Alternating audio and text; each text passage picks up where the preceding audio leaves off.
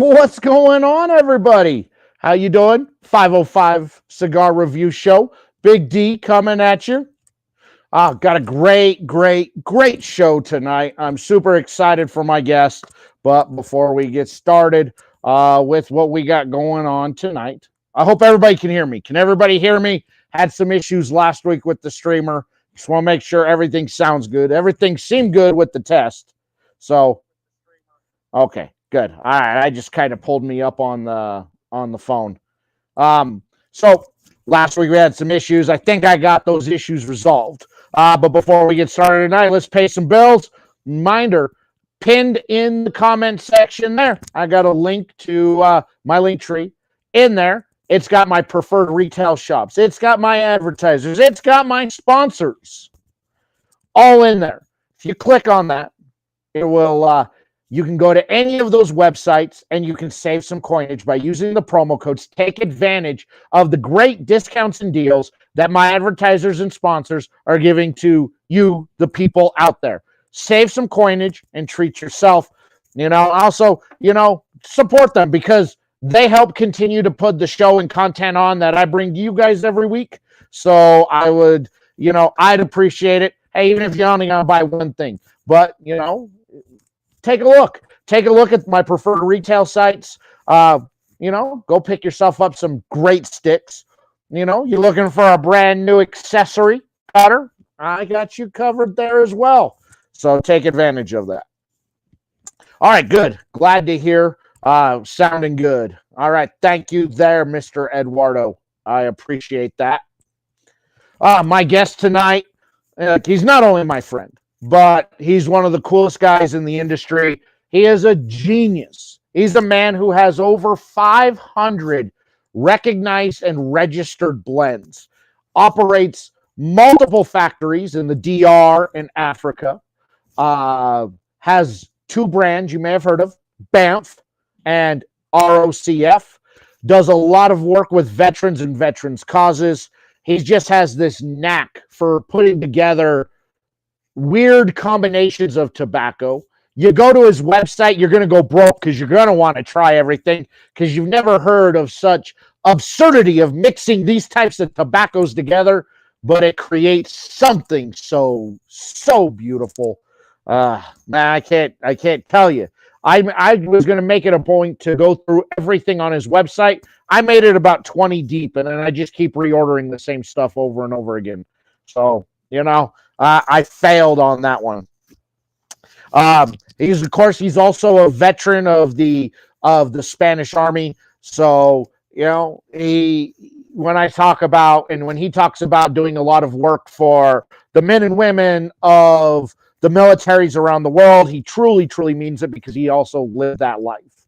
So, without further ado, we bring on my buddy, my friend, the owner of BAMF and ROCF Cigars, the one, the only, Ismael Olivan. Welcome, sir. How you doing? Good evening, man. How you doing? Good. Glad to have you back on. It's been a little bit since I had you on the show, but man, I wanted to bring you back on because you got so much always is going on with you. So, just a little. Thank you for having me, though. Thank you for having me. Look at that P-Roll coming in. P-Roll, what's going on, brother? It's good to see you, man. Good. So, for maybe some of the people who may not know about you or your background or what it is, how about you just give a little bit of synopsis about you and your tobacco or I guess your brands to kind of introduce new people to you.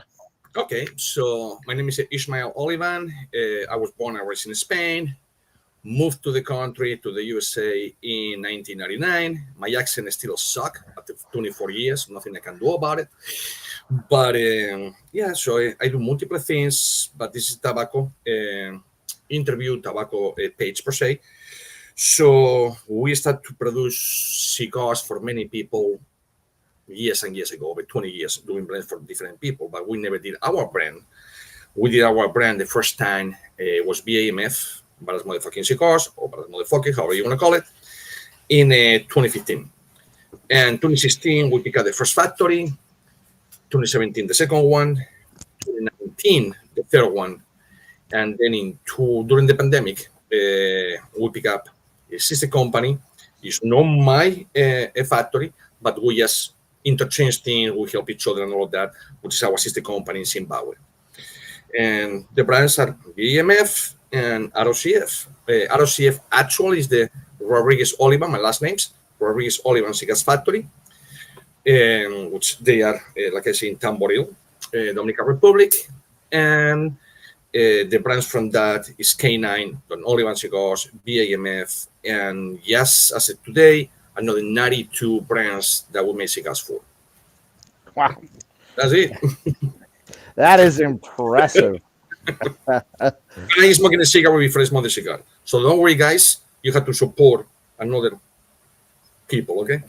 That is the if you're familiar with Ish or you've been around him, that is a 2025 vintage Winston. It is. It didn't come to the market yet.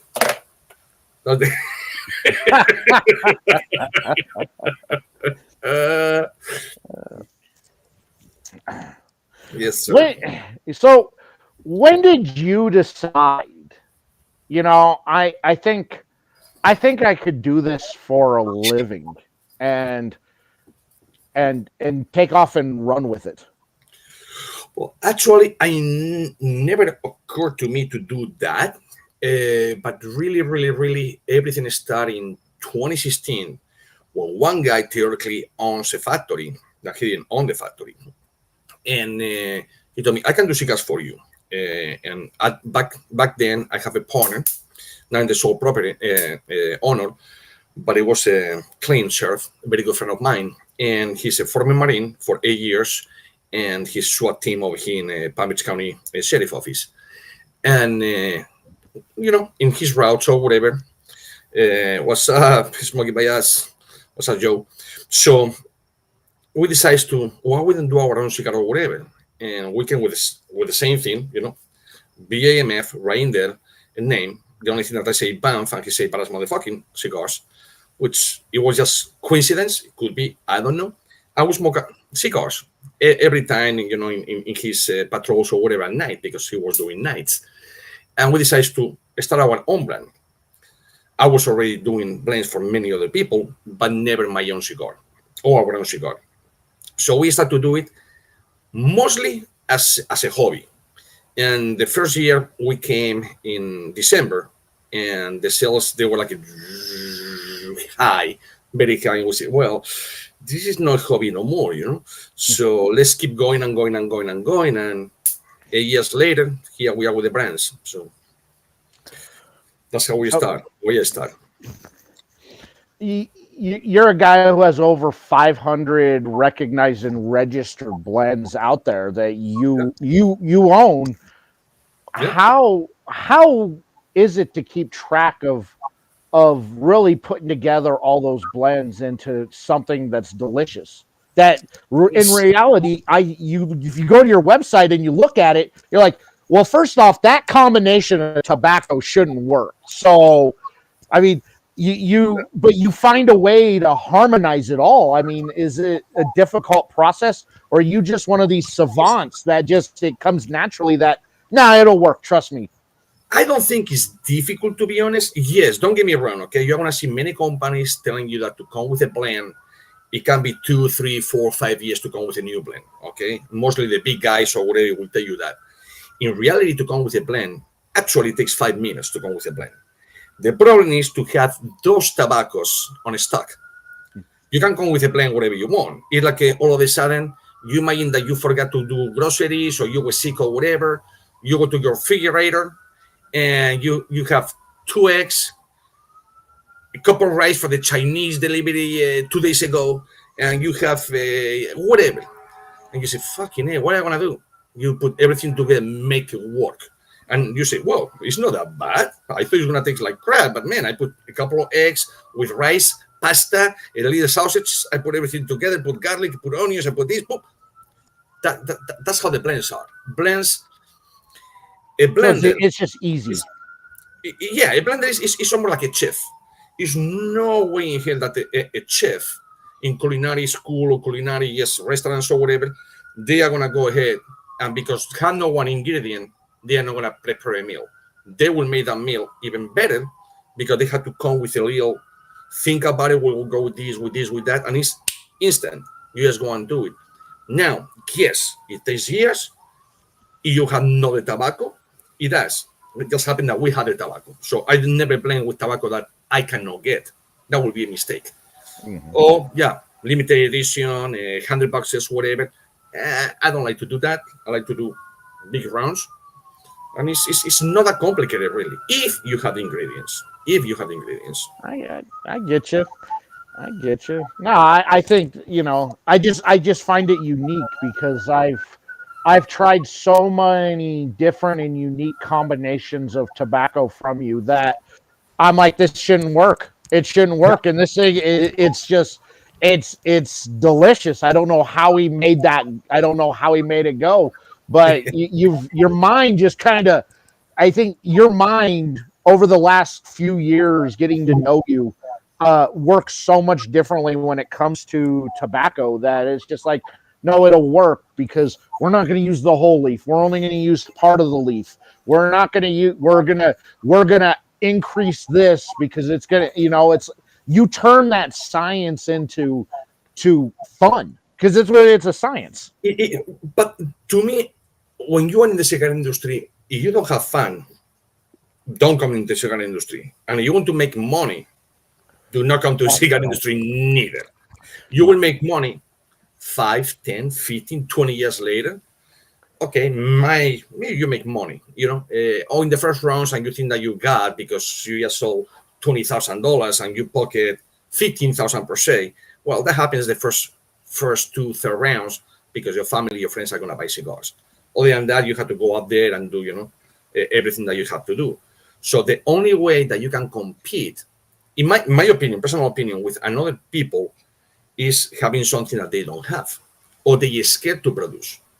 It's no way you're going to go to the big ones in Dominican Republic and tell them to use tobacco that is not from the Dominican Republic or Nicaragua that is not from the Nicaragua and so forth and so on. Well, to me, it's a mistake. That's what in tobacco is called blenders and rollers. A roller can roll whatever it is, but a blend means that you put things together. So it's not pure. When you do a pure, you blending-ish. You're not blending. It's really the same tobacco, same farm, from the ligero to the seco to the whatever you are going to use in the cigar. But when you want to blend, it's the same thing. You might be doing, I don't know, put a paella, for instance, from Spain, a seafood paella. Doesn't have to be everything from Spain. It can be shrimp from Ecuador, can be balsamic rice, it could be whatever ingredients for different wars, different parts of the world, and you put it together and tastes good.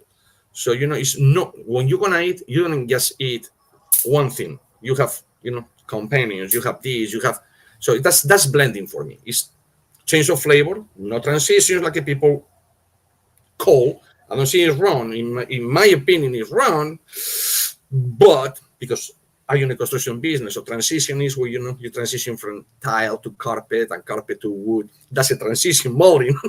It's change of flavors.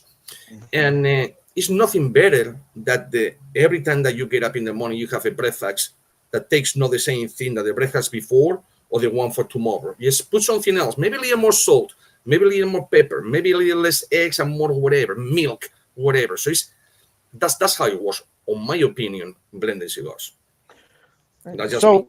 So do you kind of sit down and play around and test blend stuff out when you get bored or you can't sleep at night? Every night. You just kind of work things out, just being like, yep. You get an idea. You're just like, you know what? I got an idea based on, it's like, you know what? I think this may work. It sounds crazy, but I'm going to try it. Well, it does. For instance, with BAMF, I come first with the name and then with the cigar. I have a name of mine, so now I can put like the 12 gauge. Okay, it's in mine. What I have to do? Let's do a shell, shotgun shell.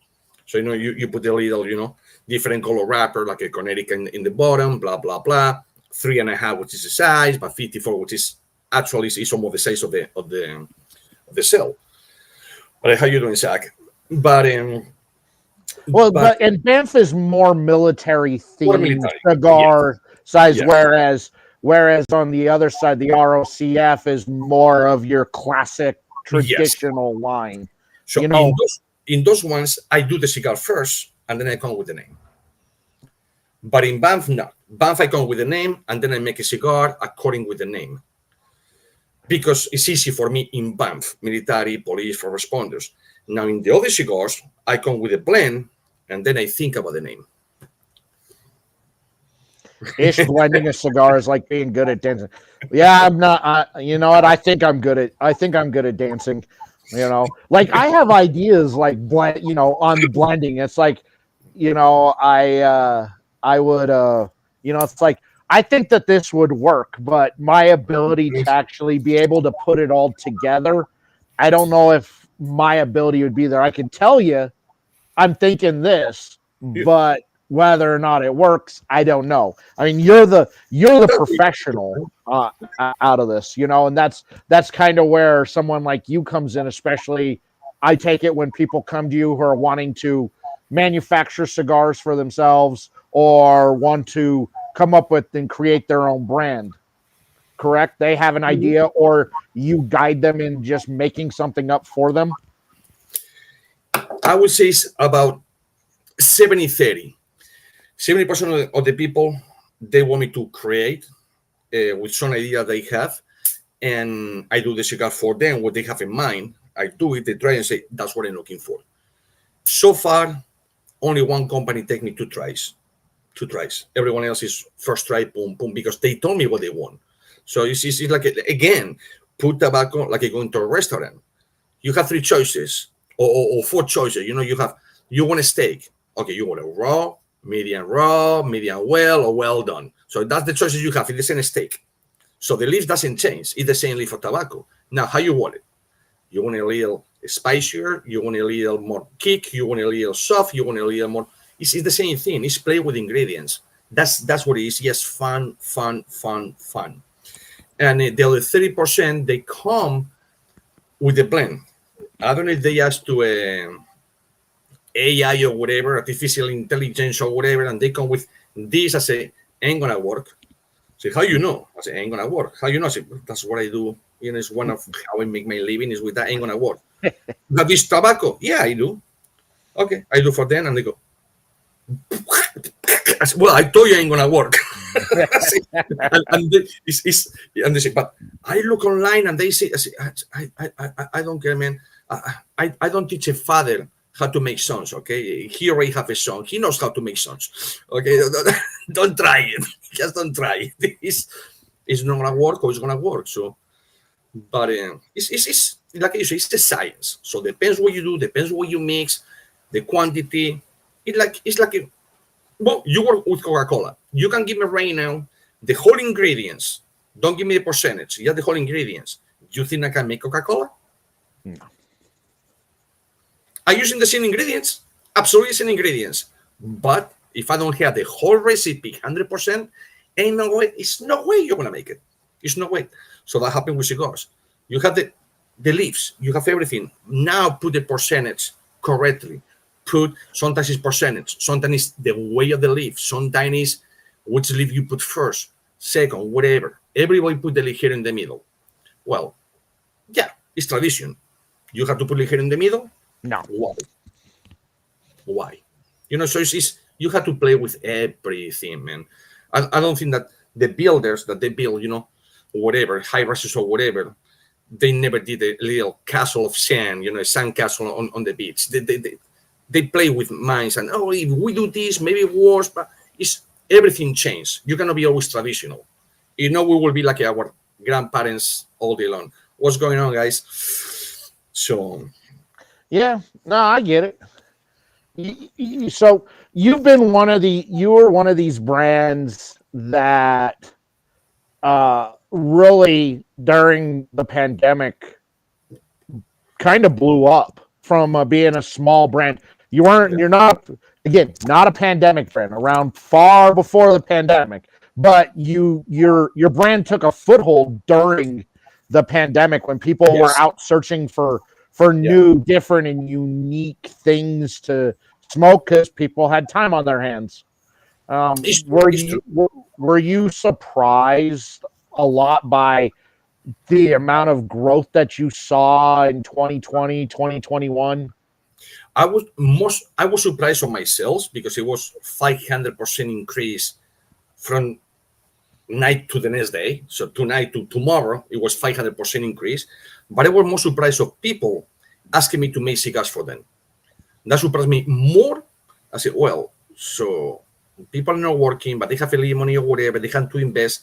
And some of them, they are better already today's day. But yes, I was surprised. Absolutely, yes.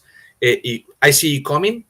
I see it coming as well. You home, you have nothing to do. You can board up to here. You know, you cannot be with your wife or whatever, your spouse, whatever, all day long because you're going to kill each other.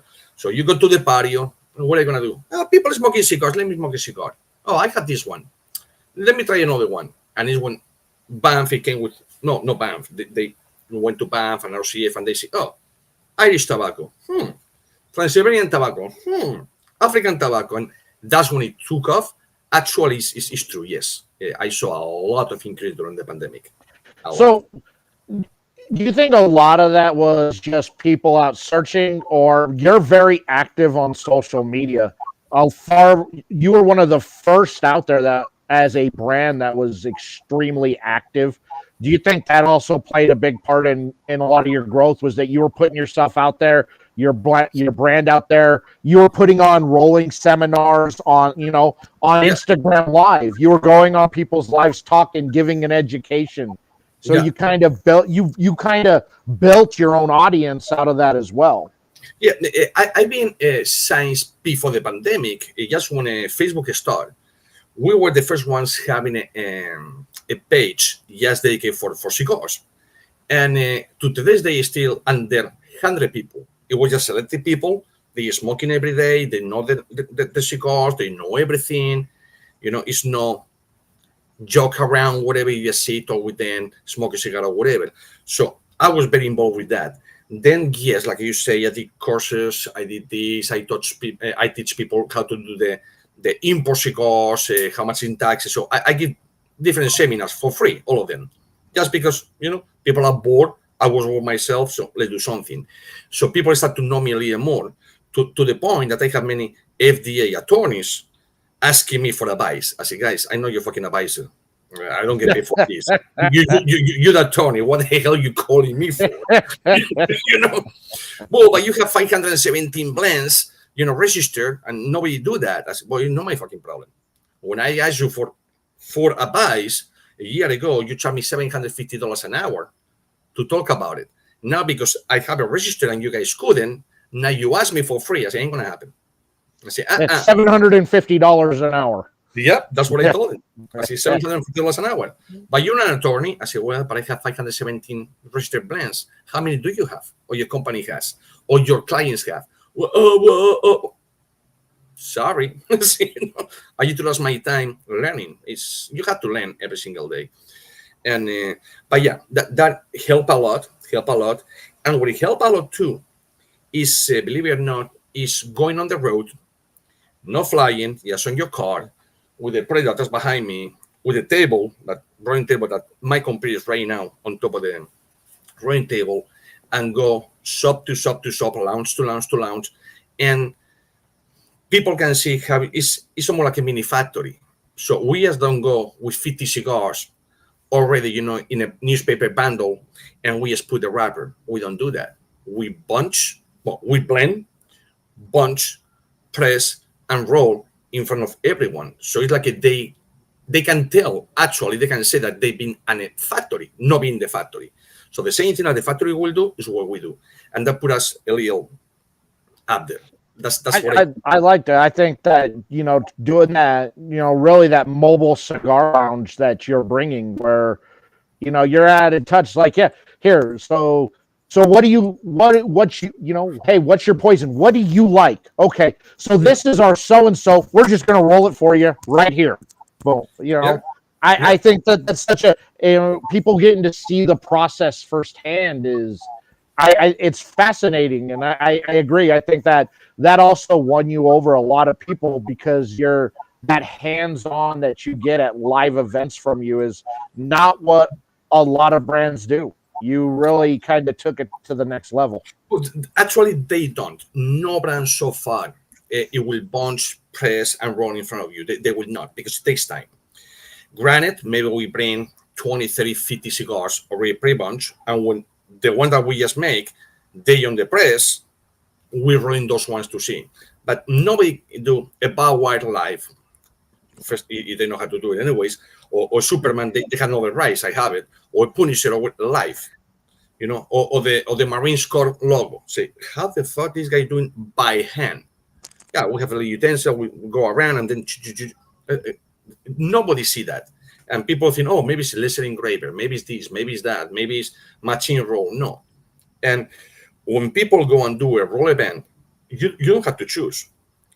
This is the blend, this is the wrapper, period.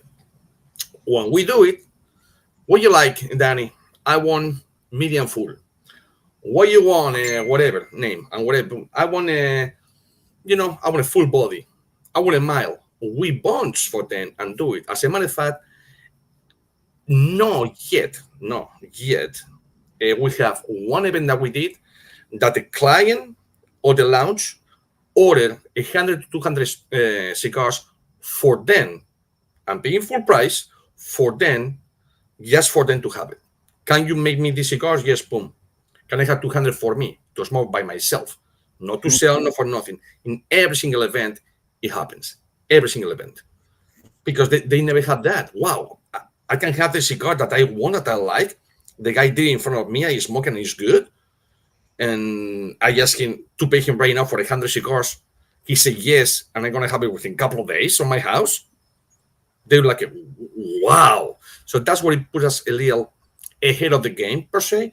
Not in sales, but in popularity, per se, yes. Because nobody do what we do, honestly. They don't. So one of the questions that came in here, Eduardo wanted to know, the Blood of Vlad, is that going to be available again? It is available. It is. Okay. Maybe what happened is that what happened with the Blood of Vlad, and that's just between P. Johnson and myself with Tatuaje Cigars. We were talking back and forth because of the packaging, not because of the cigar, not because of the coffin. So when the last, I don't know if I have 50, 60, 70 coffins are gone, it will not be more than a coffin, out of respect, not because of battle or whatever, because it's no battle to win or to lose. So he will not win, and no one will win. He will not lose, I will not lose. And we're friends anyways. So out of respect, I will do some different packages. But the Blood of Blood has been in production and is for sale in the page. So it is available on the website. Oh, absolutely, yes. Yeah. Okay, so there you go, Eduardo. It is available on the website. So let's tap into that one just for a little bit, because that is one of those unique cigars using ultra rare tobacco from Romania. Yeah, so that one, okay. I never thought, to be honest with you, I know T. Johnson for many years, and I knew the monsters and this and this and that. I never thought about the drag and this. Never. I will not copycat a cigar in my life. As a matter of fact, people are copying my cigars, which is differently, But I really don't care. You got it there, yo. Absolutely, yes. So what happened is that I said, well, I have a guy that he's part of the factory in Zimbabwe, but he was born and raised in Romania. And, well, excuse me, sorry. Back. He was born and raised in New Jersey, and he moved to Romania and spent over there like 30 years of his life. So he was telling me, listen, Ish, I can have from Romania, from Transylvania, within 20 kilometers, which is about 12, 13 miles from the castle, they have a little farm just for tobacco. Can we do something with it?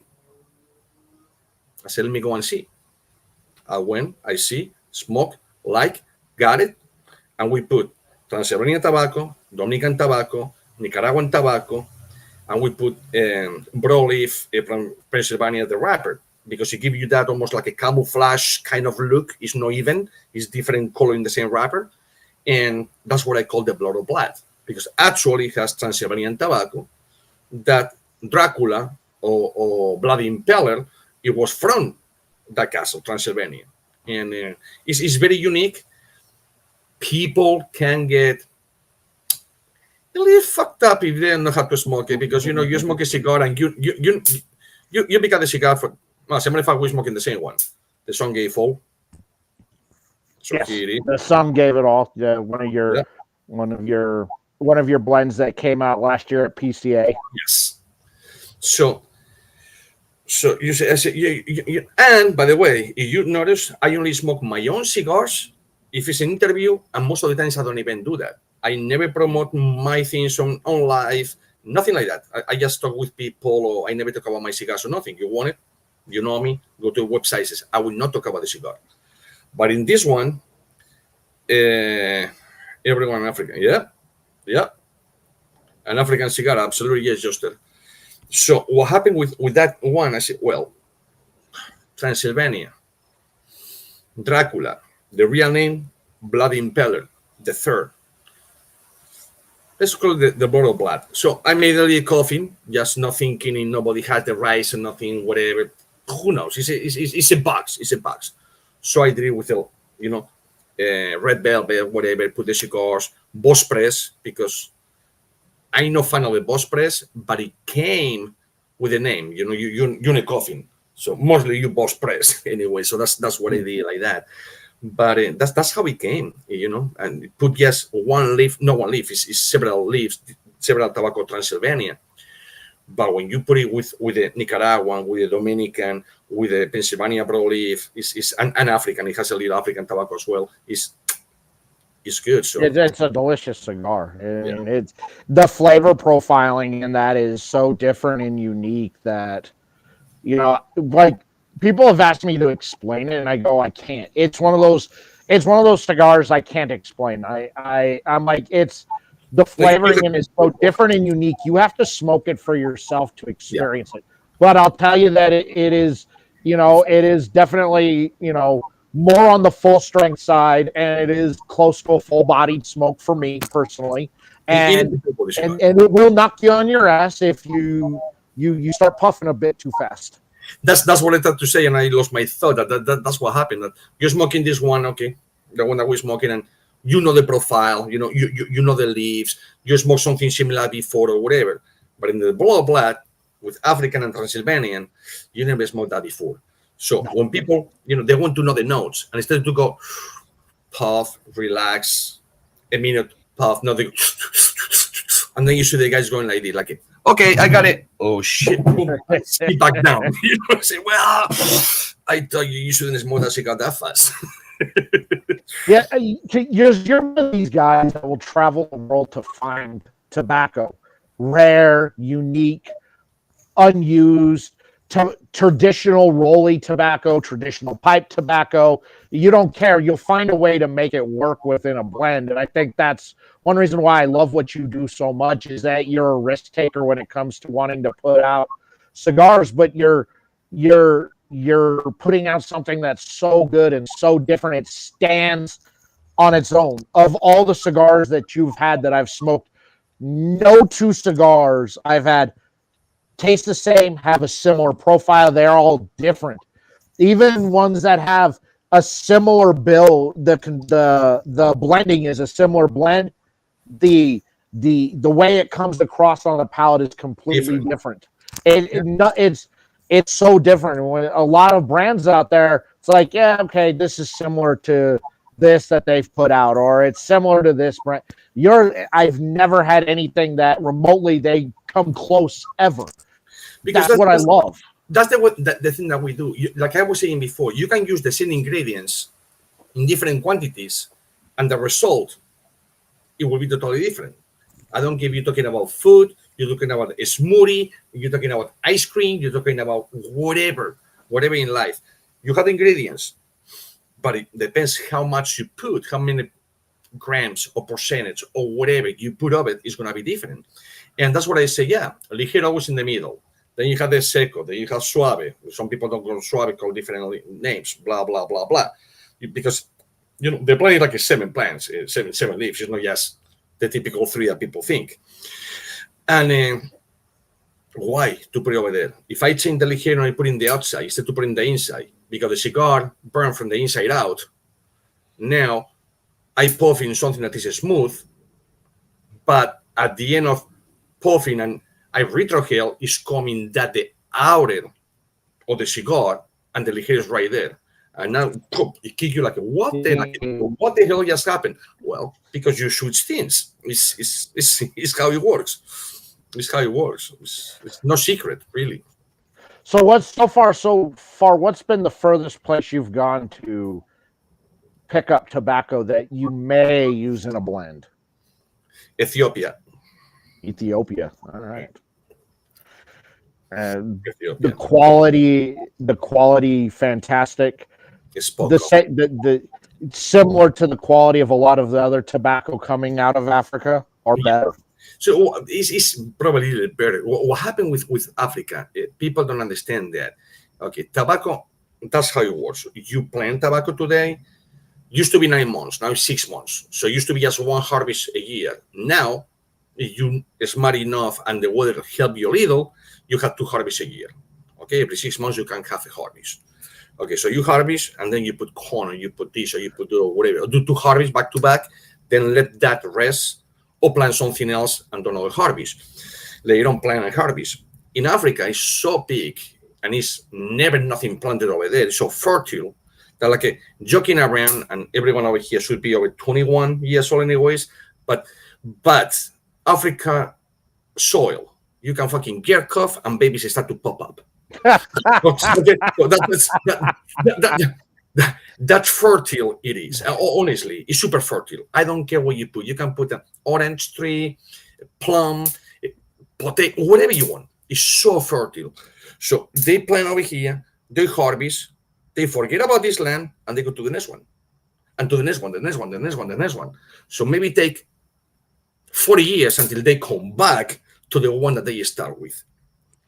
If it makes any sense. That's so interesting that there's no need to try and replenish nourishments within the soil by planting in higher nitrate alternatives like coffee and corn and coca. It's just that fertility that's in it just allows for it to be go through and reuse and replenish. Okay, we're done with this one for, like you said, 40 years or 10 years. We were good to go again. Unless that you are like a different people that they bought a parcel over there, so they have whatever 10 hectares or 20 hectares, and that's what they have. So they had to play around with those 10, 20, 30 hectares or whatever. What's going on, Tom Petty? So that's the only difference. But if you just, for instance, the deal that we have with the government over in Ethiopia, hopefully by May of this year, if it can happen, depends how busy we are, we will be moving over there and doing another factory. And they will pay for it. Just because we teach people how to do cigars, we have to have at least 200 employees. That's the deal, and yada, yada, yada, yada, yada. So we don't have, the factory will be in one place. But the land, you just move around the factory. You can be 20 miles apart. That's the money. Boom, boom, boom, boom, boom. So it's how it works. Is that factory going to be mainly for all brands all over, or are you going to utilize that more for your European Asian market for manufacturing? I want to do for all over, but the factory I want to utilize mostly as a classification and ship tobacco to the Dominican Republic because it's closer and do the whole thing. But yeah, we don't just import or export and import to the United States. We export and import in another country. So Asia is number one buying tobacco. Is like crazy. Well, they already bought the whole Cuba per se. And you can go to Nicaragua and Chinese, they buy in every single thing. You go to the DR, buying everything. Mexico, Honduras. So I say, you know what? I have my piece over there, but let me have a piece in Africa before these guys think about it. Before they snatch it up. I get you. Question coming in here from P-Ro. He wanted to know, how did you come to use Angolan tobacco and maintaining the source for your cigars? But the Angolan tobacco Puro, it was the first time, and that happened to me in 1994. Okay, being in Angola. It's the war ended in Angola in 1994. But I was already since 1991. 3 years I spent in Angola, back and forth with the military and with contractors. So it was depressing. It was a war, like every war, and you just see dead bodies all over, things on fire, depressing. You imagine a movie, but worse because it's real life.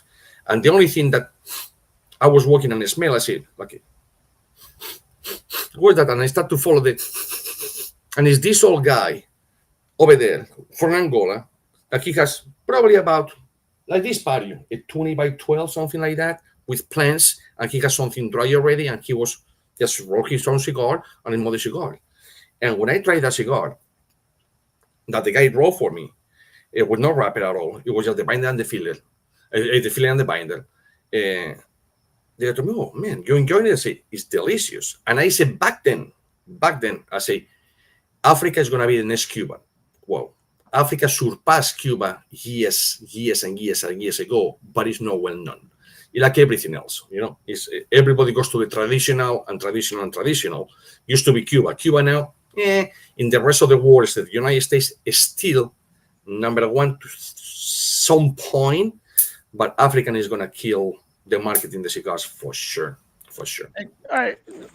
On top of what they do growing, are you surprised that the relatively young cigar culture that's popping up in Africa, like in Kenya and Tanzania and Nigeria, that they're really interested in wanting to get into the culture and learn more out there? Has that been a bonus for you in trying to establish like in Africa?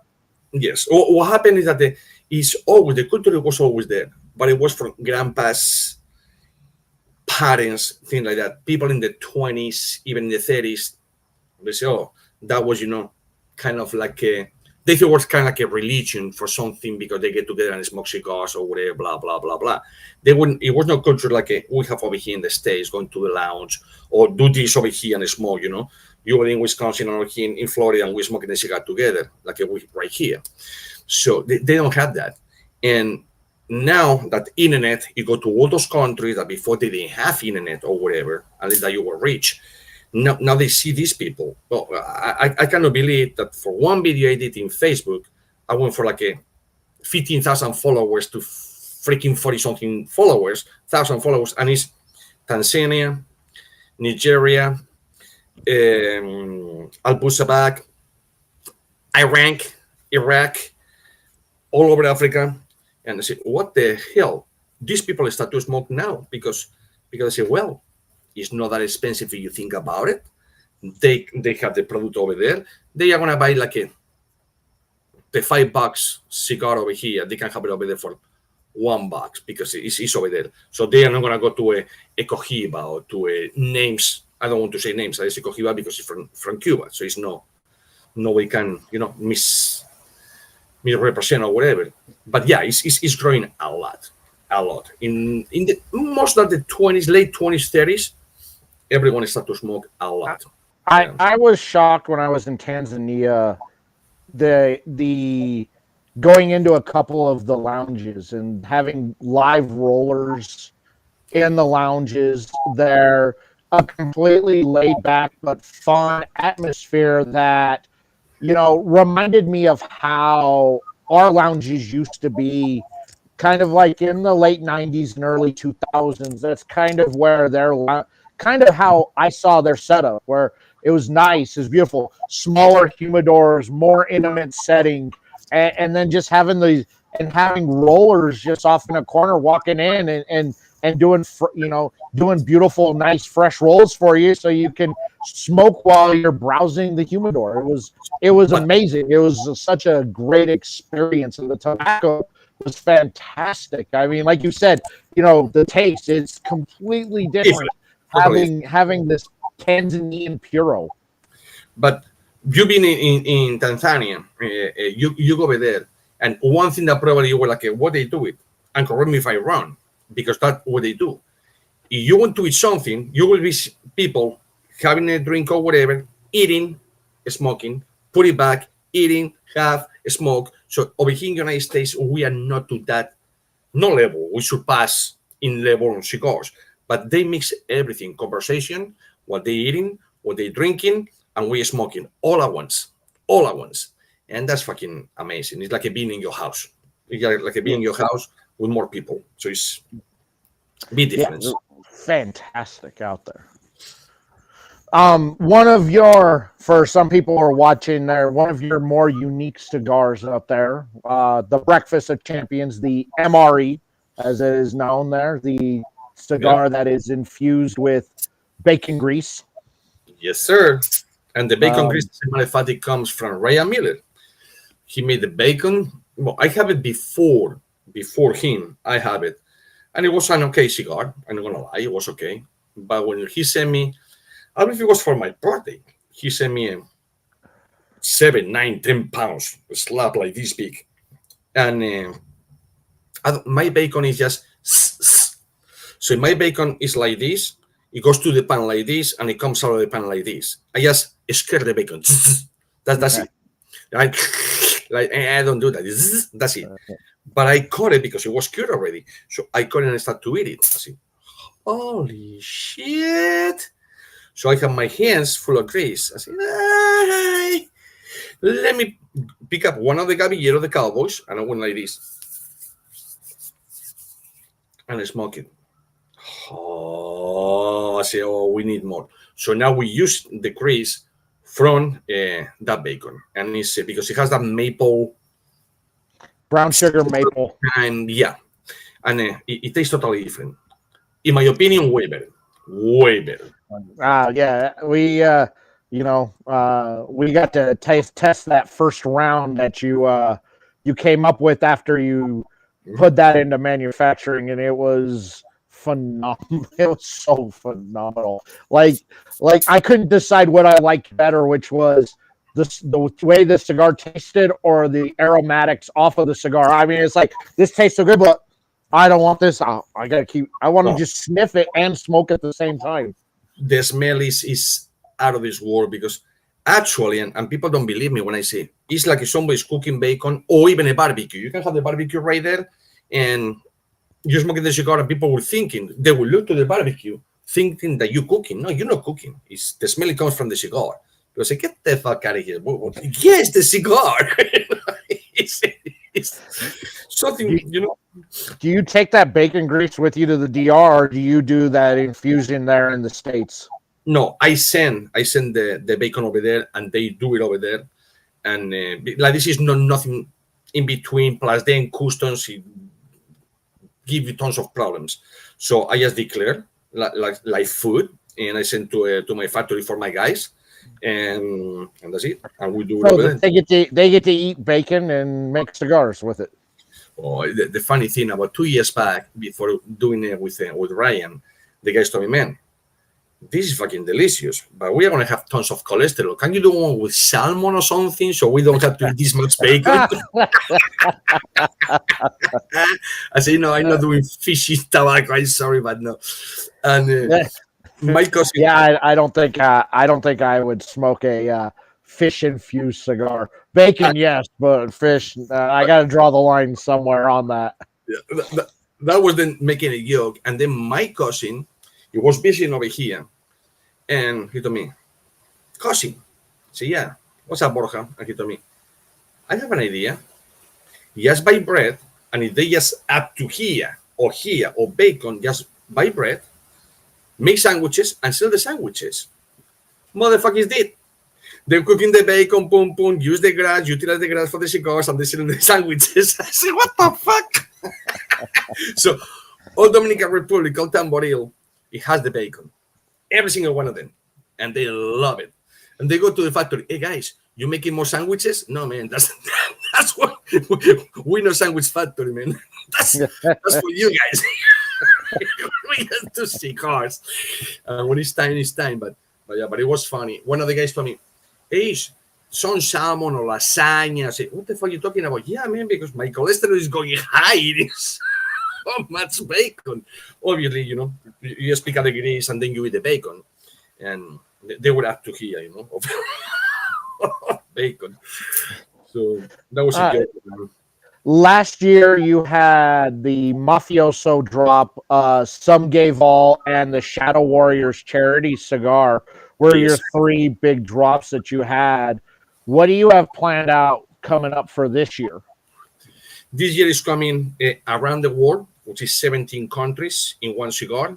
Whoa. And the other one, when you say put some smoke in the air, PSSITA, but somebody had the name for whatever, not non-cigar, but cigar relative or whatever. So I tweak a little the name. The bar is already done, everything. The idea came from Lupi Satelli, the same guy that did this art. And I just did the band, but that is my band's, yeah. So the idea came from him, and changed the name. And we come in probably, if it's not, even if it's at the PCA, it will not be a PCA only. It will be for everyone. But if it's not the PCA, it will be anyways the end of March, beginning of April. So we come in with those two. And then I come with a Mafioso number 2. Really? That is going to be...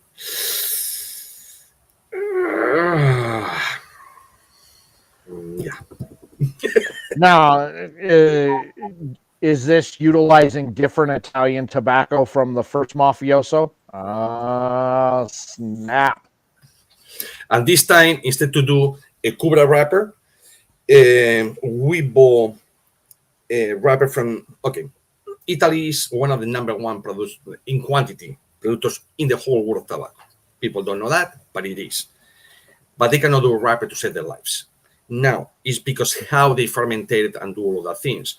So we bought some wrapper, to make a lot of cigars, and we're going to try to have it in the DR to see how it goes. If it doesn't look good, or that the taste is going to be there, but it doesn't look good, probably I will do without the wrapper, and that's it. But it's different areas of Italy, and it's going to be same thing. It's going to be the thing, maybe different inserts, different whatever we come with, but yeah, it's a second of Mafioso for sure. Yeah, is it going to be a continuing series with the Mafioso, or is this kind of just because you found something that you could use? Oh, I thought about it, what to do, and I started to indicate a little more. I said, well, I didn't put this tobacco in that cigar. It's good. Shit, I didn't put that over there. I said, Italy is big. It's not just small. I say, let's pick up another one and see where it goes. But it's, call it Mafioso 2 or different name, but in those lines. But I believe it's going to be Mafioso 2. But it's already registered as a Mafioso 2, but I always can change the name. So that's fantastic. I kind of smoked the concept, the concept blend of the Mafioso you gave me, not the actual finished product of the Mafioso, and it was fantastic.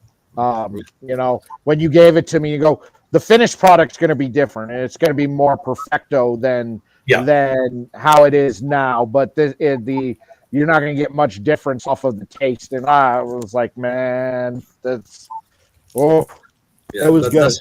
Yeah, it made me proud to be an Italian. The only thing that I will make different this time, it was Oscar's idea not to put cellophane, but I said, well, Mafia, you think about it. When you're a kid and you see cartoons over the Mafia, you see these guys with beard, like a rough. But then you see, the Mafia always with the nice hats, the nice dress, the nice suits, the nice shoes, or whatever.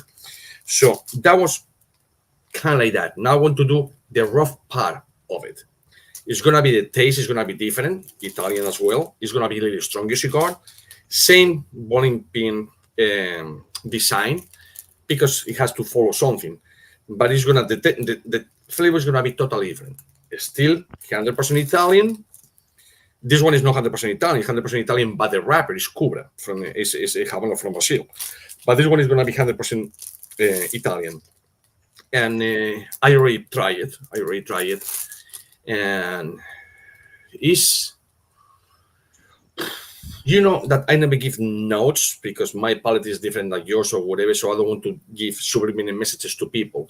But imagine the pure African mix with the blood and mix with the mafia together, kind like that. You can make something very quick in your mind. Is that strength? So the strength is going to be up high. Nice. Question coming in here. My work wife there, Michelle, wanted to know: do you trade tobacco with other manufacturers in Africa, like the Marifels? We do, but not with them. With Merafel, they have their own farms. They do their own tobacco, and mostly they are wrappers, if I'm not mistaken. They use more wrappers. What we do is, with the manufacturers in Africa, what we do is we trade African tobacco from Dominican tobacco, Nicaraguan tobacco, Cuban seeds, Spanish tobacco, Italian tobacco that they cannot get over there. So I ship from my factory to there, and from that factory to me. So we interchange in that, not in money, not in tobacco. And if they need a roller, we send a roller there for 2 or 3 months, whatever is the case, and that's it, to do different tobacco and all of that things. So everything started with a Cuban woman and a Dominican guy. And 2 years later, they were married and having a child. So it was the pandemic, man. yeah, you know. So let's hear. Eduardo says he still has some of the KOs you made. Yeah, that was good. I did that for Koyak, and he when I did cigars for him, it was, and Koyak never sell them, but he did or boxes or little coffins or individuals, whatever.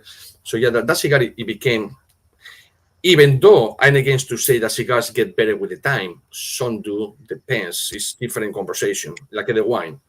Gets better with the time, yes. Until that time is passed, and now you have no wine, you have vinegar. Same thing with the cigar. The time passed, and now you have no cigar, you have hay. So I'm not paying, you know, a pre-embargo $350 cigar to smoke hay. For that, I go to the horse stable over here, and I just go and pick the hay, you know. So it's whatever. Human beings, we so fucking out of our own minds that we think that, oh, somebody say that this is gonna be the best, or this is the best drink, or the best food, or this. Or, not necessarily it is. It's just a hype about it, and people go and buy it. Good for you, you know. Like if people, oh, I'm gonna make, I don't know, 10,000 cigars a year, but I charge $80. Okay, so you make $800,000 a year, except for whatever it costs you the cigar. Yeah. A bullshit. A bullshit. No. it's not how it works. But now you want to come over here and say, look how nice I am, how strong. It doesn't work like that. I know with people now, before the pandemic, maybe. During the pandemic, people learn a lot about tobacco.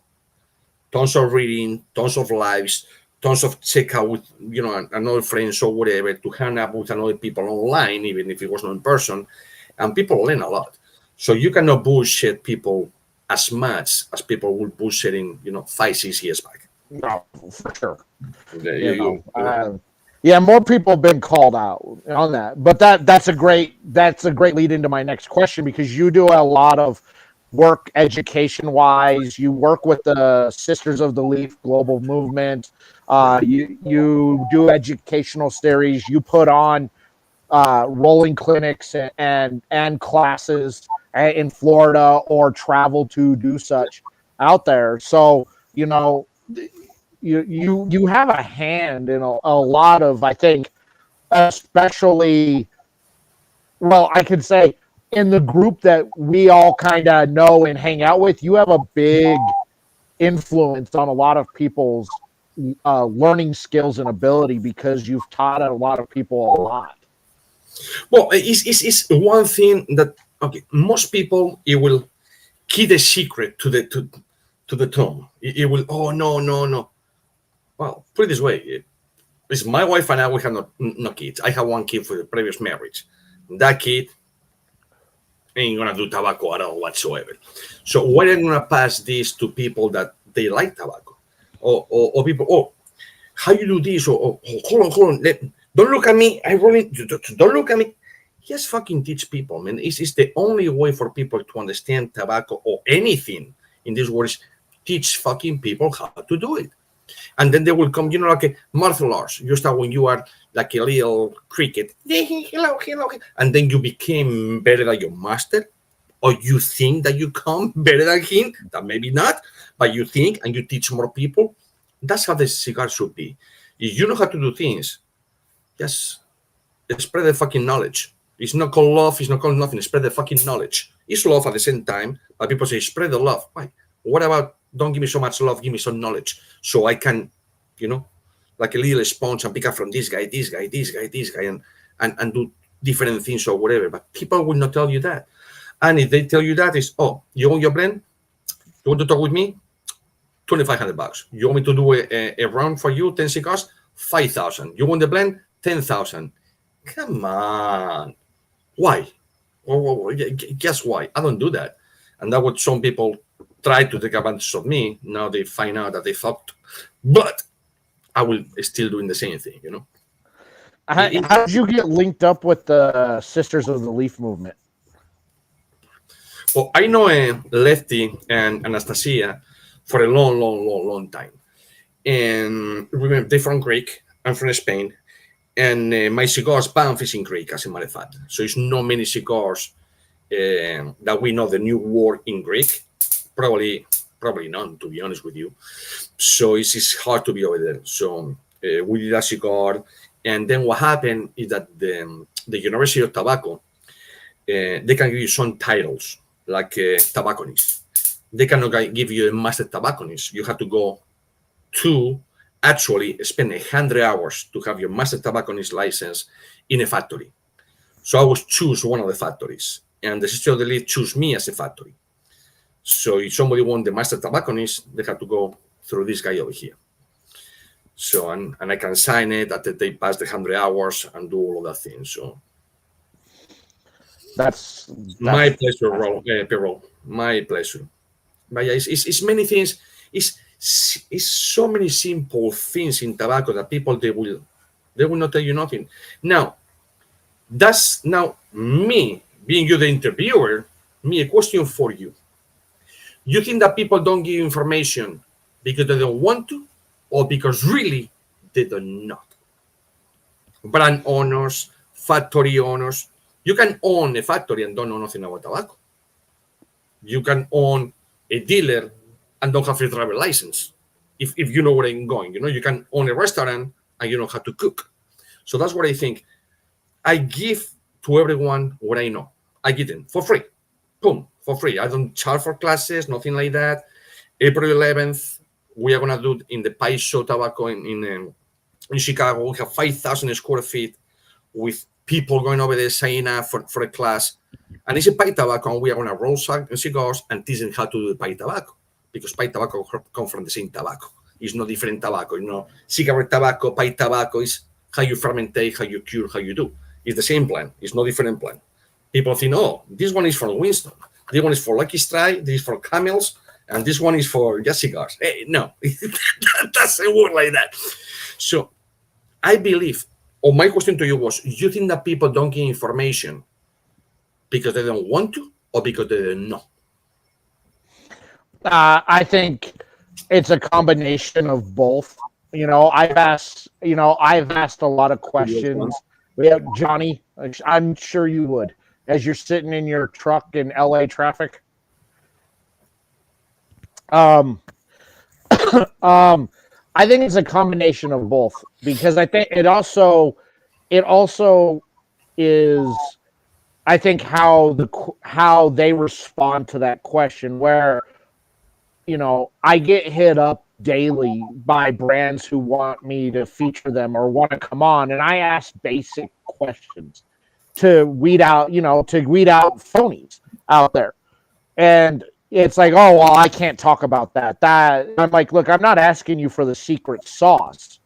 I'm just asking you for the basics. Look, I don't I'm not asking you what the ratio of your blend is. I'm asking you what's the tobacco that you use in this. I'm not asking who makes your cigars. Oh, I can't do that. I got an NDA. Oh, trust me. If I know most of the manufacturers. If you told me, I'm pretty sure they wouldn't sue you for telling me that they make their stuff. Well, absolutely, they will clap and say, "Okay." And that is a shitty cigar. I say, please do not say it was me making it. Yeah, it's like that, and then and then I go and check with the manufacturers. I'm like, so this guy, you make his cigars? Are these original blends from this person? Or are these your blends? What is it? It's like, oh no, he just bought 25 cases of bundles. Yeah. Oh, okay, so he's just slapping a band on your bundles. Gotcha. Thanks. It's about 80%, maybe in short, maybe 85% of the new brands since the pandemic. That's what they do. They buy bundles and put the stickers. I don't say names. I don't care. I sleep good at night. But and then I have people very famous in the cigar industry, very famous. I mean, cigars for $35, $40, $45 that everybody buys every day, and they ask me to make the cigars. But they want me to make it under factory cost. I say, hold on. You want me to make it under factory cost, import the cigar. So I had to eat about $1 per cigar. But you said the cigars for $35, $40. I say, you know how to count? They told me, yo. I say, don't count on me, motherfucker. Just don't count on me. Yeah. Ain't gonna happen. So how I think some people don't know and they're afraid to say they don't know. And I find, if you're honest about, man, I don't know. Look, I go through this guy. He's made the stuff. I smoked it. I liked it. He makes it. I can't really tell you much about it because I don't know. I like that answer better than throwing bullshit at me and asking, because you're at this point you're throwing shit at the wall and you're seeing if it sticks or not. But I've been in the industry for over 20 years. I kind of know how to weed out a lot of the bullshit based upon what answers are given based upon basic questions. And I like the I don't know answers better than the bullshit answers. What is it still amazes me? Okay, today obviously we in 2024, and still people with it's a secret. Don't say the factor. Don't say the blend. Don't say that. Well, me as a consumer, I will not buy the cigar. It's like going to a restaurant and you say, hey, I want a cowboy steak. Which kind of cut is that? Shh, it's a secret. Well, you're going to give me fucking pig, or you're going to give me a res, or you're going to give me fucking ox, you're going to give me a bull, or a fucking cow. Because only say cowboy steak. You don't tell me what it is. The chef will come from the kitchen and will tell you the name of the fucking cow. He will tell you when it was born. He will tell you everything because they know. Because that's what they do. So I cannot tell you this. I say, no. $35. You cannot do that. Okay, yes, cannot do that. No, and you can't. I have on a few occasions I've had to wheel some show off power on there when people when asking questions. I'm like, okay, so why so why did you go with this size on the cigar on this? Because to me it does. Oh well, that's from the blender. I'm like, no, okay. So let me guess. This was done this. So you actually don't know why. So hold on, I'm gonna throw some little knowledge at you. My guess, and you can correct me if I'm wrong because I know the blender went with this size and went with this blend on this because of this, and this. Because you probably had it made Toro size, and it was bitter, it was bitter, it was overly smoky. The smoke output was this. Oh yeah, how'd you know? Because I've been in this game a long time, man. So you're not, like I said, you know, you don't try and bullshit me because you think that you're trying to make something secret here. You're not saying something that most people who have moderate education in cigars don't already know. Well, I want to tell you something that you're gonna fucking laugh. I don't want to say the name because the guy probably will kill himself if I say the name. But it's this guy, and he won some Toro cigars. Okay, so I give him Toro cigars. I mean, I believe, you know, with all my knowledge that I have, I've been studying for about 7 weeks. I said, holy fuck, a lot of knowledge right there. And for what I understand, Toro will be better. I say, okay, but you already bought 1,000 Toros. Can we make a Toro, a Robusto? I say, well, but you say Toro, you want Robusto.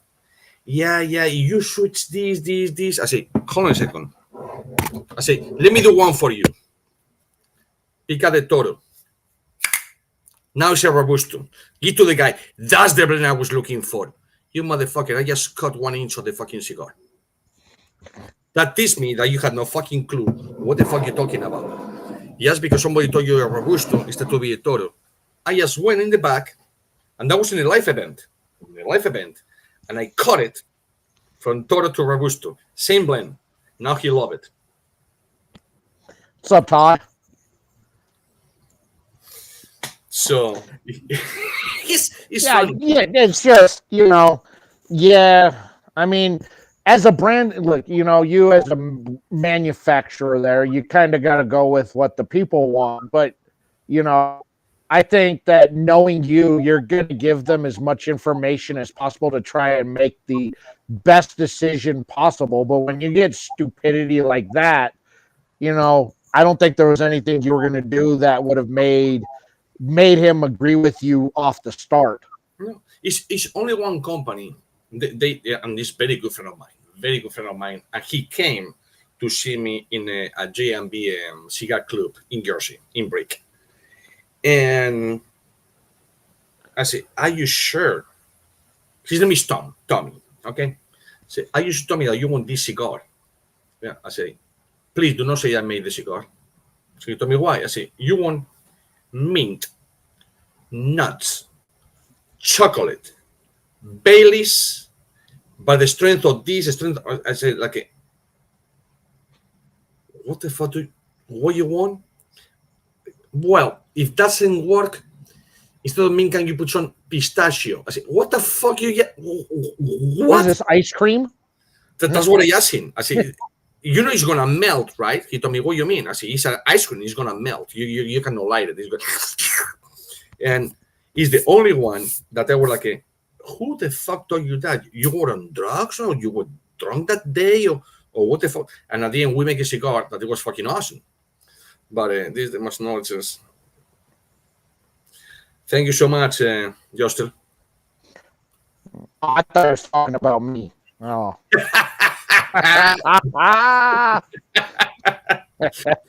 Touche. He was talking about you.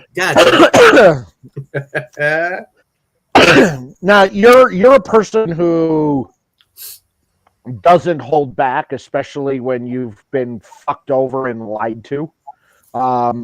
You know, look, I think a lot of us, especially if you're a fan of what Ish does, or you know him, you love tea time with Ish, because a lot of truths come out about people, especially people who talk a lot of shit, or people who have tried to manipulate or lie their way through on fucking you over, and you kind of throw it all out there for everybody to let them make their own decision based upon true, because you bring receipts to the table, so it's kind of hard to dispute those types of facts out there. I call everything by the name, though. So it's two people, it's different things. So that's not the time right now, and just so I will not say, but it's two people. And as a matter of fact, it's three people that they try to be smarter than I am. Well, not even in 20 years they can be even a quarter of smarter than I am. And I'm fucking stupid, so put it that way. So don't look how stupid they are. But, you know, it's one thing that people don't understand, okay, is those two people, they were born and raised in the United States, like you were or whatever. When you come from a different country and you had to acclimate to this country, you had to know the ins and outs better than actually people born in this country, because you have it done. I don't. You have to learn the language, you have to do this, you have to do that. And I know bullshit, but you cannot, like people say, you cannot bullshit the bullshit, but you cannot bullshit me. I have a fucking lie detector radar. I see you full of shit, and I will call it out. And people told me, I have people in the industry, big names in the industry. I make the biggest names in the industry told me, hey, Ish, are you sure that you want to do that? Because people don't understand that once a week or 2 weeks, everyone in the industry, we have a call. That's the matter. You're a small company or big company. We call each other. Whoever is in the list, we call and we talk. Is, are you sure that you want to do that? Absolutely. Maybe it's going to give you some bad reviews where I say, I don't care. I say, I have 7 businesses. Tobacco is one of them. If I don't sell BAMF, I sell another 92 brands. That's the matter. You don't smoke my cigar, but you're smoking my cigar no matter what. I still making money with that. So I don't care, but I will call people by the fucking name. And people think, oh, a factory never will call me out because they are gonna, they have so much to lose. Fuckers, we have nothing to lose. Nothing to lose. People know us. So the only one that has something to lose is the wannabes. Again, I don't see the names that they want to try to fuck us up. Or like people, he's smoking a cigar. Well, we start at the same time. As a matter of fact, wait after you. Look my cigar. Yeah, I already finished mine. I'm on number 2. So it's right there and smoking a cigar. Now I go another one. And it's like people, they are stuck out of their fucking asses to be in with you. But what I like about the cigar industry, what I would like about the cigar industry is everyone come clean. I say, we do this, and that. I understand that you have Dunkin' Donuts and you have Jupiter Donuts. You don't put the same recipes, blah, blah, blah, blah. But help each other, okay? You sold out. Let me buy some from you at your cost so I can keep open or whatever. You know what I mean? So help each other. No, over here, yes, no, it's me. That doesn't happen with the big factories or the big names or the big brands. It happens only with the wannabe newcomers that all of a sudden they want to be, I don't know, let's say 2 names, Padrón or Fuente in 2 weeks. Well, it ain't going to happen. I'm going to be the next big thing. That's no. That took 100 years to get to that level. You ain't there. No. Yeah, no. I appreciate it because I think a lot of people try to take advantage of it. And the one thing I know about you is if you're honest with you, you're very accommodating. You're very like, okay, man, I get it. Okay, let's try and work something out. You want that honesty from people. And I think a lot of people out there are scared to either bring the honesty, so they make shit up or they bullshit to try and go, well, I got caught up with this, or, I've been sick and I've been in the hospital for the last 6 months. I got you though. I got, look, man. It gets old. It gets old. It gets old after a while. Look, you just be honest, man. Look, if something happened and I'm in a fucked up situation, I want to at least be honest. Going, look, man, here's the deal, man. I'm sorry. I'm going to do what I can, and if we can try and work something out, I'd love to. I'd love to do it, but if you don't want to, I understand. It's like, but at least I was honest, and at least I'm coming from a sincere place. Yes, yeah. It's, for instance, I'm not going to say the names neither. It's 2 people. They go together. They want to do a cigar for them, a small amount. I'm not talking in the thousands or hundreds of thousands. Yes, a small amount. They call me. We have a conversation over here, and they told me, you know what? We choose you. And again, you can have a cigar done for $250 in Nicaragua. Now you have to bring it to the United States. By the time that blah blah blah blah blah blah is going to cost $6. So a lot more money than what I charge. See, because you are not fucking bullshit. And when you say it is, it is. If you tell me I'm going to have this blend by this day, you have it. Say, well, yeah, that's my job. Say, nobody does. I still waiting for cigars for this guy for fucking 8 months, and it's still not here. I said, whoa, that's bad. It was back order. No, it was excuse. Don't fucking bullshit, people. Don't excuse. If you can do it, say, I can do it. If you cannot do it, say, I cannot do it. Or you can do it, but you have another time, say, listen, I can do it. But it's going to take between this match and this match. Don't bullshit people, you know? And that's everybody, oh, yeah, do this, do that. I mean, but it's only the small, they call themselves boutiques. They know even a boutique cigars. They just a guy that he want to put his name over there, yes, because he do 5 lives and he has 25 followers. Okay, I have 24 followers. Let's sell a cigar to one of each.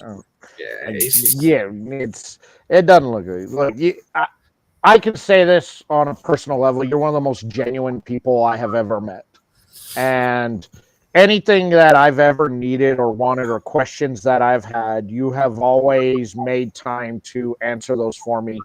And that I appreciate because, you know, I know a lot of people, but you know a lot more people than I know. And there's a lot of scum out there, and trying to navigate and research and go through a lot of that, it's very time consuming. And so I think your generosity, I think, stands on its own as who you are as a person, which is why I love talking to you, hanging out with you. That's why I always got your back. Man, I appreciate that. And one thing, not because just I want to kiss myself, but I'm a guy that sometimes even a brand, it will not talk to you because they're too busy. And they have 200 cigars, but they're too busy.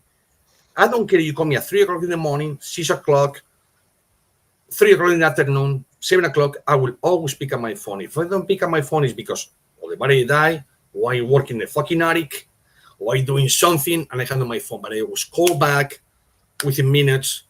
Sometimes it can be a couple hours. Okay? I did. But you know, a couple of weeks ago, I texted you because of a company that hit me up, and I couldn't find a whole lot about them, and you kind of gave me the entire rundown of everything about them from like A to Z. You're like, oh no, this is there. Here's this. I'm like, well, way more information than I needed, but you gave me what I was looking for because I was like, I'm having a hard time trying to find anything on this. What do you know about them?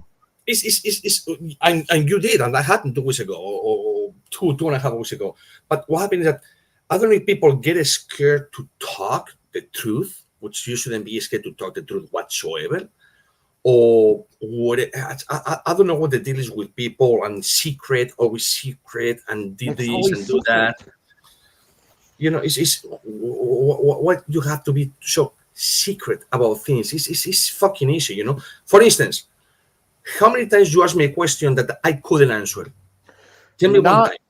I don't think ever, but that's why I go to you, because if I don't know the answer, I'm always tell people, if I don't know the answer, I know somebody who does. And I know if you don't know the answer, you know somebody who does. Yeah. And you can make that phone call and get me the answer. But everything I've ever asked you, you've always had an answer for me when I've asked it. So it's never come there. You're like that one resource that's like, okay, I got whether I need information on a brand, I need information about tobacco itself, on a certain type of tobacco, or why was this tobacco blended this way? You've always got the answer for me on there. And you know, I appreciate you sharing that information, because like that, you know, there's a lot that I know, but there's a lot I don't, and I'm not going to try and pretend like I do. But Danny, if you know something, why you want to hold it back? Say, I don't know, or what. Most of the people will hold back because they don't know the answers, period. So, I get back to you a day, 2 days, a week. Oh no, I forgot about it. Another day, another 2, another 3. By now, it's a whole fucking month. Well, you have the answer or you don't. So that's what I'm talking about. People, mostly new brands, they know the answer. They have to go to the manufacturer. The manufacturer Maybe they don't speak the language, or maybe they need a translator, or maybe whatever the case may be, or maybe it's back signal with the phone, maybe it's whatever. They never have the answer. Well, if you go into a business or something that you don't know how it's done, don't get into that business because you're gonna look very bad. Man, you cannot pretend to be a mechanic. You will fucking selling milk. Man, say, listen, I was selling milk for all my life. I want to be a mechanic. Just tell me what is the spark plug, what is in the oil, what is the timing bell. Yes, just tell me. I want to learn. But don't say, oh yeah. Oh, best mechanic ever, me. How you do this? Shh. Secret. $5,000. What the fuck? What the fuck? You know, it's like a. So what I'm hearing here is I need to start charging for this information that I got. All right. No more free information, people. No, but it's what happened. People don't give information, and that's what the question I asked you before, and you say it was a 50-50. For me, they don't give information because I truly, honestly think that they don't know the answer. So they go around. You know, if I tell you, Danny, 2 + 2, your answer 4. is okay. 4. You will go to another guy, 2 + 2, and they say, okay, 2 + 2, it could be 16 divided by 2 is 8, 4 is 12, divided by 6 is 2, plus 1 is 3, minus 3 is 0, plus 4 is 4. God damn it, it's 4. Don't go up. Just trying to make time to think the answer, so you keep going. When in the back of your mind, you say 2 + 2, 2. You go 1, 2, 3, 4. Okay, but let's get the bullshit. It's 16, 32, 64, logarithms. Come on, you know. You don't know. Let's just say it. I do not know. I don't hear I don't know a lot out of this industry. I hear a lot of I'll get back to you and I never get back, or I get a lot of I can't. You know, look, man. I don't want the secret sauce. I want the secret sauce, but I need to know something that you're legit. You know, a homeless guy down the street could tell me he's legit in manufacturing cigars, but unless I got some sort of evidence or proof that you know what the fuck you're talking about, I'm not going to feature you. I'm not going to have you as a guest. No, you know, I gotta know something. Look, is this guy back just before the pandemic? Okay, it probably was about 2019, December 2019. The last time I made cigars for the guy. The guy is in New York. And again, I don't want to say names. It's not my place to say it right now. Okay, but the guy,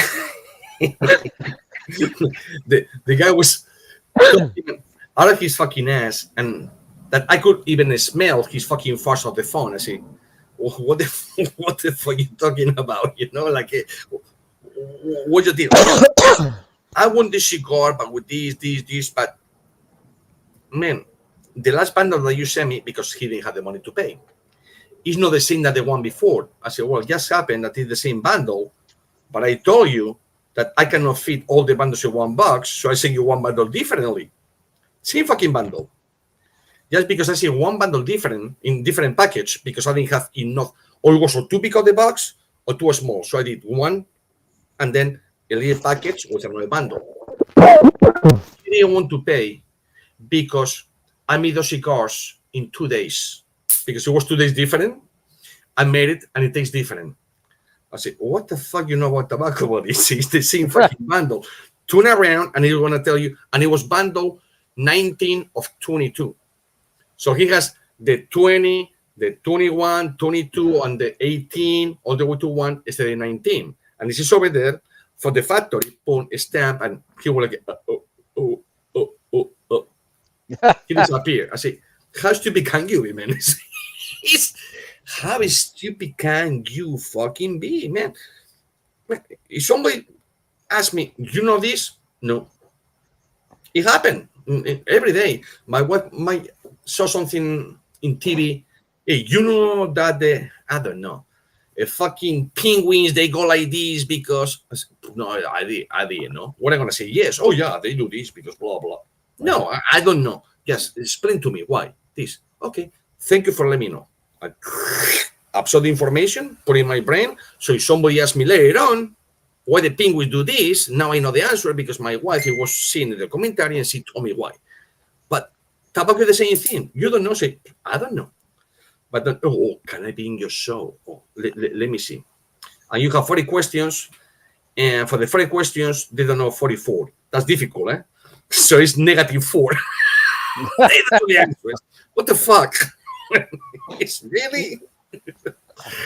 it's I don't know. It's fun. It's fun. So at the end of the day, it's fun. And I wish that all of these people, they knew a little more that they think about and that they know that they, or they think that they know. But when, who's your importer? I cannot tell you that. How many cigars? Secret. Factory, cannot tell you. The blend and disclose. That's the big one that I get a lot. I'm like, look, I can smoke your cigar and probably figure out the blend by smoking it. I go, just what? I'm not asking you for the secret sauce on the blend. Just give me an idea of the tobacco. Just give me an idea of the tobaccos. That's all I'm asking. That's all. And people like they told me, you know how many is, I don't want to say every day, but let's say it's like every other 3 days, 4 days a week, I have somebody, if I send you a cigar, can you duplicate it? I mostly 99% I could. Now it could be the same tobacco, different gear, and you were a witness of this guy. I was a witness to that. And they say, how the fuck you know that? I said, well, that's what I do for a living. For real. It's not like I'm like this. Please, please, please, please. The guys work, eh? You let me know. Please, please, please. No, my fucking hands are on the mass. It's doing it. And you have experience. The guy was like It was. For the people there who may not know, we were at Rocky Mountain Cigar Fest 2 years ago. A brand was also hanging out with us there, and so he was giving us some cigars to smoke. So Ish, instead of lighting the cigar up, tore the cigar apart and then started naming all the tobaccos that were used in the cigar. This guy's mind was blown, and Ish was then explaining why these tobaccos were used and why the blend was done the way it was. And the guy had to pick up his phone and call his guy in the DR. And as soon as he handed the phone over to Ish and saw it, like, they know each other. And so it was like, oh, it's like, oh, what's up, brother? Oh, yeah. You have this, and this. I know that you know, of course, it's that, and that, what I have in the cigar. And the guy was like, I never hear about you. I said, I never hear about you neither, but you give me a cigar, you tell me what is in it. Oh, I'm going to tell you. Right in there. That just kind of capped off a great day from the iced coffee incident at Denny's all the way to. Fuck! I still cannot believe. I call back to Spain or any part in Europe that I have family, and I told them that, to say, you really did that? I said, well, yeah, I guess for iced coffee. What's the hard about iced coffee? Well, yeah, they're still laughing about it.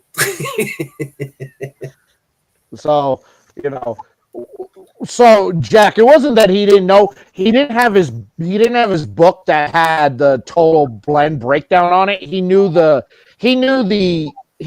basics of the blend, but it was the fact that it was broken down like to the science, to the leaf, and it was almost like he licked one of the leaves and he's like, oh, that's San Vicente. Yeah, San Vicente. The year. Yeah, and then he's like, hold on a second. That's like 2014, 2015, and like this guy's, you can see his mind like just starting to explode on that. And I'm just sitting back, I like not laughing. I'm just sitting back watching. I'm like, very few people out there can do that. And I've probably seen that done 3 or 4 times, and Ish has been one of the 3 or 4 people that I've watched take a cigar apart and actually break down the blend, the year, the tobacco, the region. It's impressive. Like I'm pretty good, but I don't think I could break down the year, and I probably come really close to the region. But I mean, he was like dead on everything. But and the guy was like, hold on a second. He picked up his phone and yes, but I don't have the year. You know what?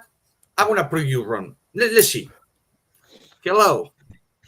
I'm over here with Ish, and the guy. Obviously, you can ask for Ish over this Ismael with Ish from BAMF. Oh, BAMF. Oh, Ismael. Oh, mi pana. Blah blah. Put it on the phone. Hey, James. Blah blah blah blah blah blah. I said, oh, you have my. I said, I knew that you have my blend. I said, I have the year correct. Yes, and the guy was like, I need a drink. I need a drink. I said, well, yeah, that tells you that I know what I'm doing a little, not much, but that is. Oh yeah, I mean it was impressive. I was impressed. I was impressed more by the fact that you're like it was almost like it's a like you're naming the vintage. It's like, well, this is reminiscent of the French Alps of 1982 on this type of wine. Like that was, to me, that was more impressive than anything else. Was grabbing the year on that. I'm like, okay, yeah, I probably would have guessed it was San Vicente. Don't ask me the year. I'm like, okay, San Vicente, got that year. Couldn't tell you. I talk in the farm. I talk in hoodie. I talk everything. Just it was awesome. That was awesome. And then asking for ice and coffee, and the guy, we don't do iced coffee. Not asking you for iced coffee. I'm asking you for ice and coffee. Oh, what? Do you have ice? Yeah. Bring me a cup of ice. Do you have coffee? Yeah. Bring me coffee. Oh, it's just like watching you pour a cup. Like, oh, it was like iced coffee. Iced coffee.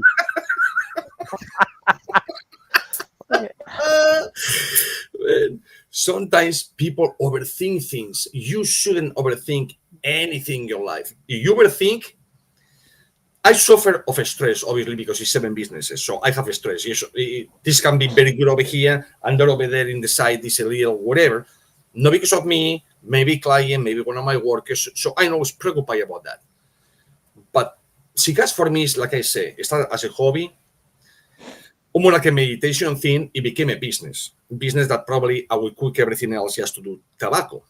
Because it's 91 companies, 92 all depends this week on the 24th. I'm going to give you a little insight like I did with Ryan. On the 24th, we have a meeting. And if that goes through, we will be doing a collaboration with a whiskey company in San Antonio, Texas. And the guy that endorsed the whole thing is a very well-known WWE, UFC, and actor person. So he will be endorsing all the cigars. And so it will be good. And that's happening 2 days from now. But I cannot say nothing until it happens. But my point was like, you don't know. You know when people say, fake it until you make it? That's wrong. Don't fake it. You don't know. No, because you got to continue that faking even after you've made it. And that's where things fall apart for people who have made it. Because that phoniness guy will get exposed at some point. Maybe right after you make it, it may be 20 years after you've made it. At some point, that phoniness is going to come back at you. It will happen. You want to come out? Come on. I open for you. Come on. That's the boss of the house. That's Nesca. She has to come out. So it is that simple, man. I heard that thing only in this country. Fake it until you make it. I said, fake what? Until I make what? Oh, you don't know, just go around the bush. If I don't know, I don't know. Or I can go around the bush whatever you want, but if I don't know, you like people, when you have a conversation and you want to say, you know what I mean? You know what I mean, but So you have the conversation with and you know what I mean. Why? Suck, what's going on? I can recall the one time. So when I first started out at Coke, back in the day, McDonald's managers went to a place in Chicago called Burger U. Okay, they learned all the management skills that they needed, how to operate a store. They were also learned how to tear apart all the equipment in the store and rebuild it. Mm-hmm. So a lot of stores, unlike now, we didn't get a whole lot of calls at McDonald's unless they really didn't have the part or it was something they just couldn't do. Well, as a young tech who was still trying to learn a lot, Mm-hmm. I bullshitted a manager because I honestly didn't know what to do. And so I made something up and bullshitted. And I went back in a couple days later to fix it correctly. And I was in there. My trainer, my lead tech went with me. He's like, because I just want to check out how you work, because she had called him and told him that I had bullshitted him. And he made me apologize to her for bullshitting. And he's like, don't ever bullshit. If you don't know, you tell him you don't know. You figure it out. And that was the one and only time I ever tried to bullshit my way out of actually doing work that I didn't quite know how to do. Instead of calling somebody, instead of saying I don't know, I tried to play it off as if it was something more than what it actually was. And she knew. And she called me out on it. And I had to apologize. And I was super embarrassed. And I was like, I made that point that I'm never going to do that again, because one, it's a bad look on me. It's a bad look on Coke. And really, it's just overall a bad look, because how can this manager trust me if I go back into that store to work again, that I'm actually going to do the work correctly? And it's just not worth it. But you see, you did once and you know your lesson. It's people that be doing this for fucking years and they don't learn the lesson. Then they call out and they will say, whoa, but it's not. Let me show you a paper. Let me show you another paper. And let me show you. Don't go like this. Let me show you this. Really? I instill that, though, in my new techs when I train them. I go, don't bullshit. If you don't know, tell them you don't know. Now, none of these managers like at McDonald's know anything. They have no clue. You could get away with it and they wouldn't know. They would be no worse for wear and not know. But I'm like, don't bullshit, because if I find out you bullshitted on them, I'm going to make you apologize. I'm going to make you fix it correctly and right. Because, honesty's the best. It's the best way to operate your business, whether you're a buyer or a seller or a fixer, whatever it is. Just be honest. It's so simple, to be honest. So it's nothing to be ashamed of it. So you don't know. We're human beings. So you ask me about this, and this, and I don't know. I say, well, Danny, I don't even gonna apologize because I don't know. I just don't know. But can you fill me in, or can I find somebody that tell me about it? I really don't know. And that's it. So my rings, which I don't have any in my hands, but if I have a ring, it will not fall from my hands, for be honest. Hey, I don't know. Yeah, I don't know. With a lot of the equipment that's out now, it's fancy, it's high tech, and there's a lot to it that I just, I have at times pulled out a manual to work on something, and I'm not ashamed of it. And my thing is like, you know what? There's so much that could be going on that's wrong. I want to make sure that I'm fixing this correctly. And I want to follow the steps to make sure that I'm not coming back here tomorrow because I didn't fix or solve your problem right. And if you got a problem with me using a manual to make sure that I'm doing things correctly on something that's advanced, that definitely, there's so much, it could be this board or that board or this cable or, I want to make sure that I'm covering my basis on everything on this, and if you got a problem with that, well, you know what? I can send somebody else in who's just going to throw parts at it and walk out and go, I don't know, maybe it works, maybe it doesn't. It will be like these guys. Oh, the famous fire stick. Oh man, the fire stick, this and that. Here the manual. I don't need it. 4 hours later, that thing doesn't work. It's a piece of shit. I put it in the garbage. The worst fucking 50 or 60 or $80 I spent in my life. It came with a manual. Yeah, you read. Who reads manuals? Everyone that they don't know. Everybody. I don't know. I mean, it's integral for my job and what I do. Like my mom and stepdad bought a weather station and they couldn't get it going. And I was like, well, did you read the manual? Yeah, I followed it. And I was like, are you sure? It's like, yeah. So I just picked it up and I just started at 1. And I just go, all right, within 5 minutes, I had it up. And what'd you do? I go, I read the manual. It is not. I read the manual. I followed the steps, 1 through 5. It is choice. I mean, to everything in life, you have to follow the steps. Period. You cannot go for crawling to be a fucking 100 meters world champion. Ain't gonna happen. Let me see my job. That's right. Yeah, that's right. That's correct. I run into so much stuff that's been MacGyvered because somebody didn't have the right parts or the right material to do it, and they MacGyvered it. Instead of going back and fixing it correctly when they had the right parts, they've left it, and now it's a problem later on down the road because that's a temporary fix, not a permanent solution. And later you have when you know your shit, it might right now in tobacco. We're talking about tobacco right now, okay? You know your shit, and you will fix things with no tools, just because you have the knowledge to make this fucking thing work.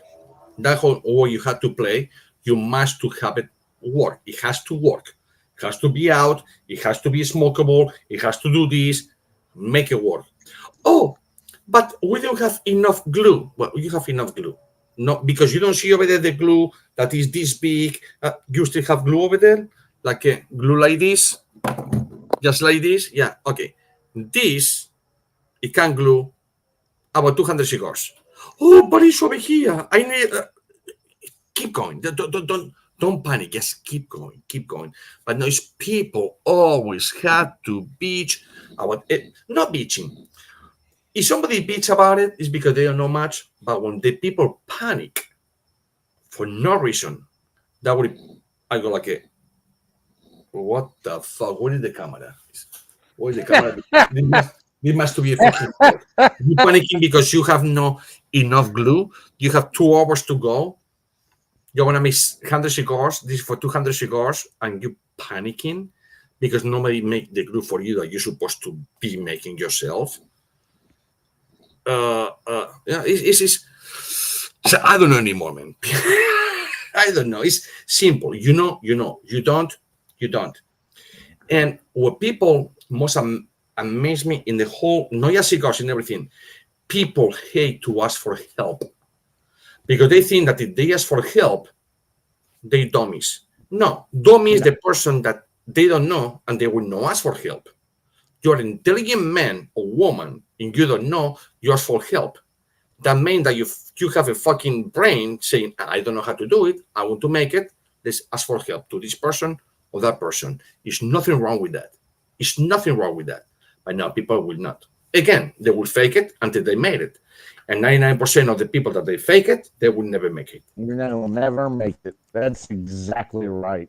So, simple as that. Ish, I had a great time with you tonight, brother. I appreciate you carving out the time to come hang out and talk, chat. You guys, another week, you all crushed it in the chat, man. You guys are awesome. Thank you guys in the chat. You guys make guys bring a lot of fun and energy, a lot of great questions tonight from the chat. Ish, anything you want to promote or talk about before we end out the show? Nothing, guys. You know me, you don't know me. Just go over here and go, BAMFcigars.com. That's all. Or ROCF Like I say, I'm one of the weird guys that I never promote my cigars. I can give you. You ask me, I will tell you. Otherwise, I will not. It's very rare that you will see me smoking one of my cigars in any of my lives. It could be any company by mine or my 2025 vintage Winston's, one or the other. So it's I'm a different kind of guy per se like that. I'm not gonna say I'm more this or more that. I guess my fucking self. What you see is what you got. You like it good. You don't like it. Sorry. It's how it is. But if any of you are always around any place Issue's going to be at for a live event or a cut and light, highly recommend you go show up. It'll be a great time. You'll have a fun. You'll enjoy it. Him, and he usually brings his roller Oscar with him, who's a great dude as well. Very funny in his own subtle way. But it's a wonderful time.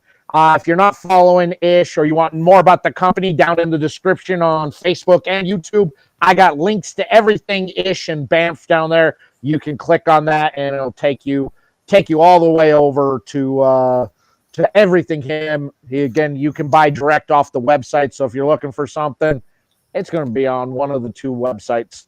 They're kind of interconnected on that, so you can make it work either way on there. Tomorrow night over on IG Live, myself and Anthony from the 1-to-1, we're back with Raw Cigar Reviews. We're doing the makeup show that was supposed to be last week but had to get canceled with Mikhail Smith of Pernur Cigars. So come join us. We're going to sit down and live review one of the sticks and interview and have a nice little interview with Mikhail. So if you're not familiar with the brand, come learn about it. Be a fun time. And this is the last interview show for 2 weeks. As I head off to Vegas for TPE. And but there will be some content dropping. I will have some unboxing stuff that will drop in the place of no live content for 2 weeks. So there you go. That is it. Everybody, thank you so much. We'll see you in 2 weeks. Who's the guest in 2 weeks? I don't even remember. Way too much stuff going on. Oh, on Monday the 12th, we got the guys from Rooster Smokehouse coming in to sit down and talk. I enjoy those guys. Of course, you guys blew up the one photo I had with the Rooster Smokehouse. That's like my most liked photo of all time was from those guys. So I'm super excited to sit down and talk with those guys. So join us back on the 12th of February will be the next show. So till next time, guys, take care. Be safe out there. Don't do anything Ish and I wouldn't do because we're sweet and innocent boys. And we'll see you later. Everybody.